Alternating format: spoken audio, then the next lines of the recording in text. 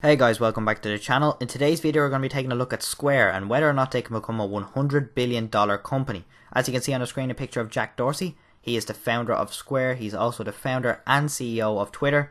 He's a very important player in the tech world, and as a person who believes the founder has an integral role in the success of a company, I'm very happy to have Jack Dorsey at the helm of Square. So Square, a small businesses payments processing company, has been severely affected by the coronavirus situation, obviously. They currently have a revenue of $4.7 billion for 2019, which is a 43% increase over the previous year, 2018, of $3.3 billion. So they're incredibly efficient at compounding revenue, and I do believe they're going to extrapolate that into the future at the current valuation of $26 billion. Is it fair value? I'd say it's slightly overvalued considering the situation with the economy at a halt. But in the long term, I do believe in this company, and as a long-term investor, in 4 and 5 years time, do I believe it will be worth a lot more? Absolutely, and I think it will be closer to that $100 billion mark than it will be to the $26 billion mark. I'm still waiting to make an entry, as it's currently at $61 to $62 per share on the 14th of April when I'm recording this, and I do apologise for the inconsistency with the uploads on this channel. I do hope to rectify that in the future. We've only posted 3 videos on this account, and the last video was almost 2 weeks ago, so thank you all for the support on that video. Make sure to drop a like if you do enjoy this video, and leave a comment down below on future stocks you want us to take a look at. I hope to do a video on gold as well, and why I'm going to be adding that to my portfolio for some stability. So make sure to look in the description for a link. I'll have a link to my portfolio on eToro, the social trading network.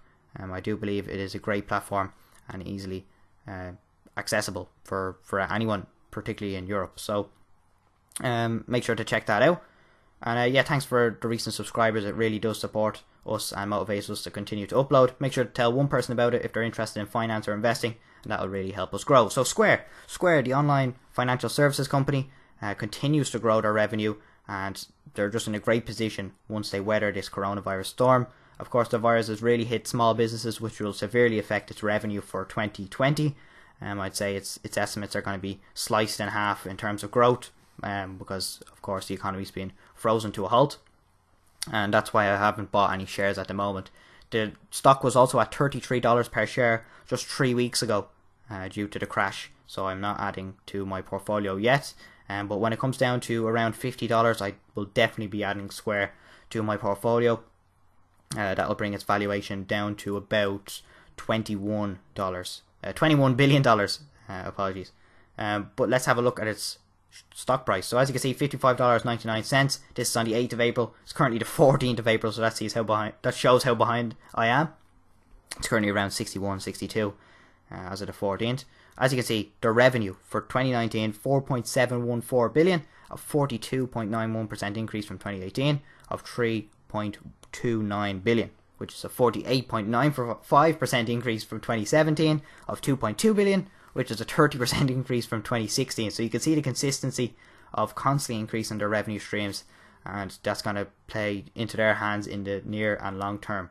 So I found out about Square when I seen a video on CNBC of Square, whether analysts believed it was overvalued or undervalued, and they appear to be very bullish at the $80 range before this coronavirus situation. Its all-time high it was around $90, $99, but it's around $85 for 2020, just before this situation obviously hit, which severely hampered its stock price as many people sold during the panic. So I do want to add this very, very soon as it drops to that $50 range, or maybe just slightly below, because I want to get the maximum return in the long term.